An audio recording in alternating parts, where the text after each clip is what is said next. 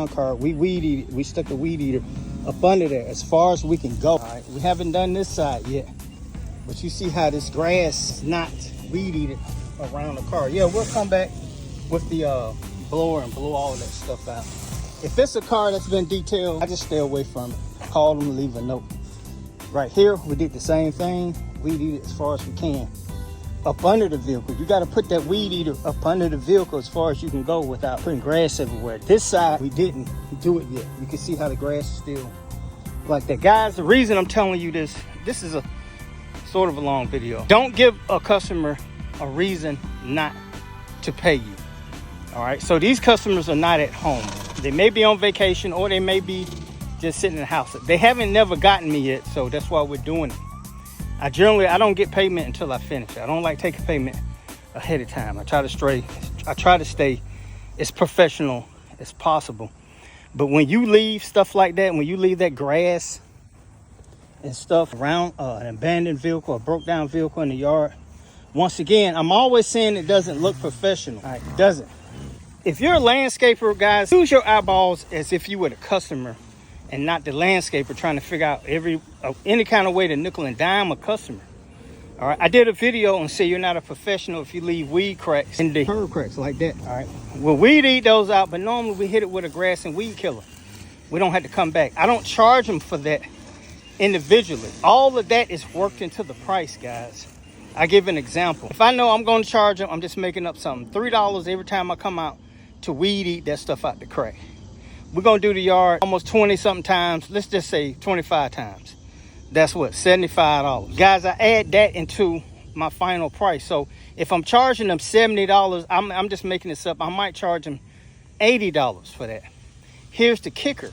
I'm only weed eating that out the grass maybe once or twice throughout the whole season.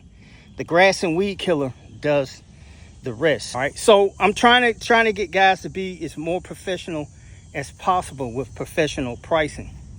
Now, when I did that video, a few guys, oh, you're working for free. I'm not working for free, guys. The price is in the labor. You have to add it in and stop trying to come back and get them $10, $15, $20. This is how you lose customers. The new pricing is going to be one price for everything. If you got 1,000 hedges, guys, you're going to get charged for it.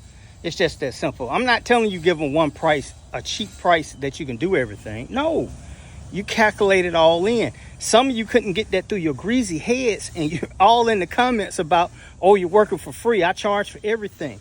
Charging for everything is fine, but do it in one price that's competitive. In other words, my price is a premium. Most of the yards I go to, I see people charging $60. I'm going to get $80, $85 because I'm adding a lot of stuff into it. But I know how to spray certain areas so we don't work as hard, guys.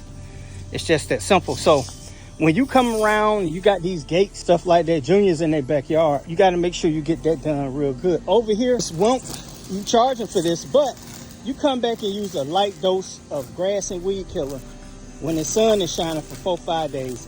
It'll kill everything in that area and you won't have to keep coming back. So he's going to weed eat it now, but we'll end up spraying it. That way we won't have to worry about it next time. But they're being charged for that. Do you understand that?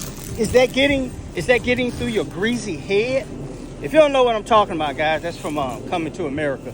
But yeah, guys, you got to learn how to price and charge. You're going to make some mistakes. Everybody's prices are going to be different. In certain areas that I know are rich areas, yes, that's the truth. We charge more money.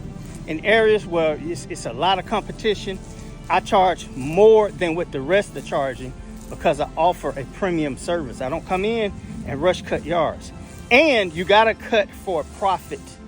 All right, if you're not cutting for a profit, move on. Don't take on every freaking yard because you figure you can make some money off of it. You can, but if they don't want to pay your price, get to stepping.